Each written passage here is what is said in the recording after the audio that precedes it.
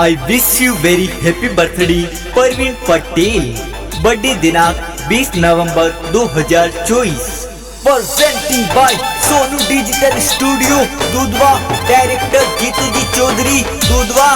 Singer आशीष जांगीर विद मनीषा सुथार। अरे परवीन पटेल आप रो तो बर्थडे आयो जोर जी। Wish you very happy birthday जियो हजारों साल जी। अरे दूधाराम जी सोनता देवी मम्मी पापा कोट करावे जी। सुरता जी और हुआ देवी दादा दादी लाड लगावे जी। अरे कवली देवी बुआ सातो बर्थडे पार्टी में आवे जी। मेरा राम जी का कोसा तो केक खिलावे जी। अरे भारत विशाल भाई आपरा बर्थडे विश करावे जी।